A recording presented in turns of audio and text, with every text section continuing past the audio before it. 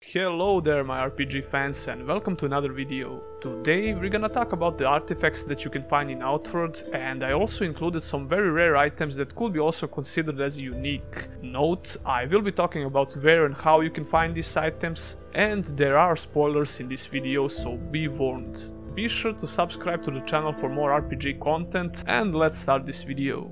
We're starting off with weapons, and the first item on our list is Sunfall Axe that can be found in Stone Titan caves in Abrasar Desert. It's a really strong one-handed weapon that does more fire than physical damage, and it also applies the burning effect on your targets. Another really unique axe that you can get by killing a mini-boss in Ermakar Forest is called World Edge Great Axe. It's a two-handed axe with high DK damage, and it's a very good choice for most of the fights in the game, since two-handed axes have one of the best, if not the best, single target move set.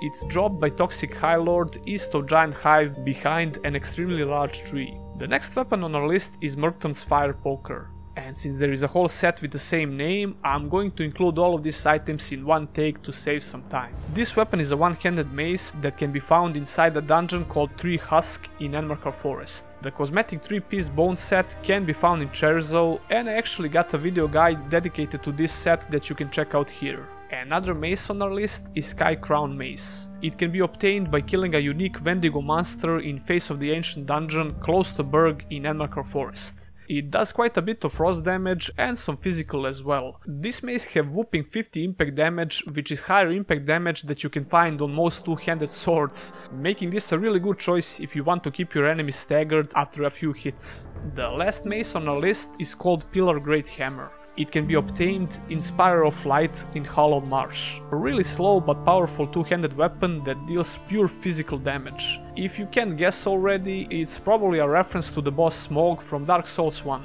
The first halberd weapon on our list is called Dreamer Halberd.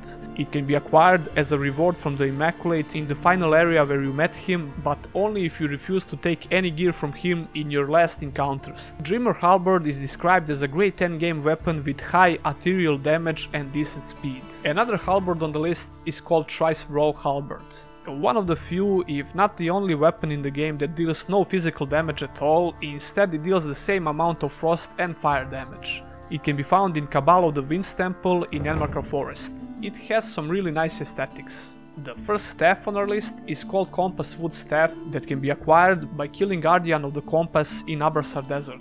Really good staff with some heavy mana reduction and damage bonuses, but what's even more interesting, you can convert this weapon into Rotwood Staff by following a certain path in the game. Rotwood Staff on the other hand is more powerful and it will do frost damage instead with even more mana reduction. The one and only spear on the list is called Verilic Spear. You can find this weapon in Electric Lab in Abrasar Desert. It has low impact damage, but the range, the speed and decent damage on this weapon will allow you to use this weapon efficiently. The first sword on the list is probably one of the hardest items to get in the game because of all of the resources you're going to need. Brand is a one-handed sword that deals physical and frost damage, and it also inflicts chill and pain effects which will increase physical and frost damage that your opponents take. You will need some quite expensive items in order to make this really unique weapon. The next sword on the list is called Star Chilled Claymore. A two-handed sword that deals heavy lightning damage. It can be acquired by killing the Royal Manticore in Ermakar Forest. Really cool looking weapon and one of my personal favorites. The last sword on the list is called Kopesh Royal Claymore. You can only acquire this weapon if you decide to kill your buddy Yazan during Hallowed Peacemaker quest. It deals decent physical damage and it inflicts pain on your enemies. The one and only unique chakram on this list is called Mysterious Chakram. You can acquire it from the Barrel Man after you give him the required items. Moving on to daggers. Manticore dagger can be made with Manticore tail and Palladium scraps. The most important thing about this dagger is the fact that it has the extreme poison effect. Really powerful stuff.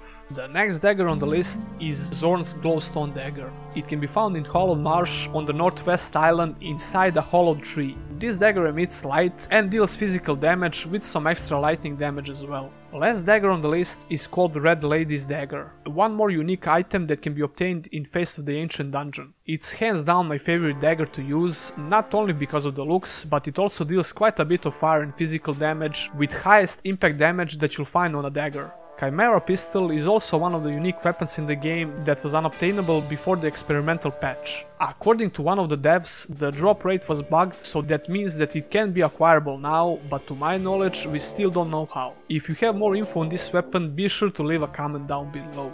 Lantern of Souls is a unique item that is awarded to the player for completing the Blue Chamber Collective main quest. If equipped, it will give you resistances to all elemental effects and it will emit a strong purple light source. You'll get elemental resistances only if you equip it in your hand.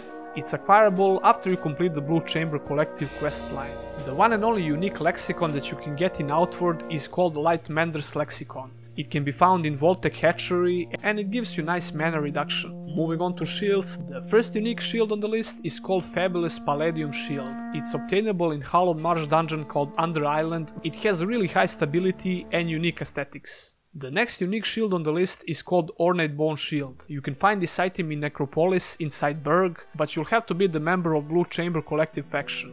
The next unique item on our list is called Zorn's Demon Shield. It can be obtained in Jade Quarry in the Hallowed Marsh area. Really cool looking shield with decent stability. Moving on to unique backpacks in the game. The first on the list is called Brass Wolf Backpack. It can be found in Sand Rose Cave in Abrasar Desert and it will offer you 2 protection and 75 carry weight. The next unique item is called Glowstone Backpack. It eliminates the need for a lantern because it emits light and it also has 75 carry weight. It can be obtained in Dead Roots dungeon in Hallowed Marsh. A Light Mender's Backpack is another really unique item in the game that you can acquire by completing the quest Strange Apparitions. It emits a faint light source and it gives you minus mana reduction. The next unique backpack on the list is called Mephinos Trade Backpack. You can find it in Mount Cole Clamfort in Chersonese area. It has 110 carry weight.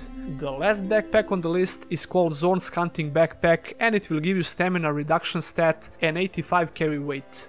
Really good choice for any melee build, especially if you learn the Feather Dodge skill from the Rogue Trainer. And that will cover all the artifacts in the game, but like I said, I'll include some really rare and hard to get items as well that could be considered unique in a way. The first such item, or items actually, is Zeggy's set and Zeggy's weapon. Upon completing the Levant storyline, you'll get this heavy armor set. But to get the Zeggy's soul weapon, you'll need to kill Zeggys, the leader of the Sand Corsairs. Another similar armor set is the one my character is wearing in this video.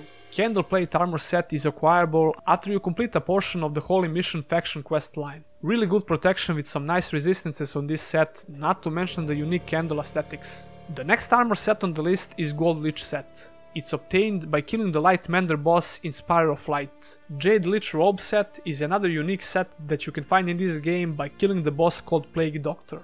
You'll get mana cost reduction and some nice damage bonuses on this set.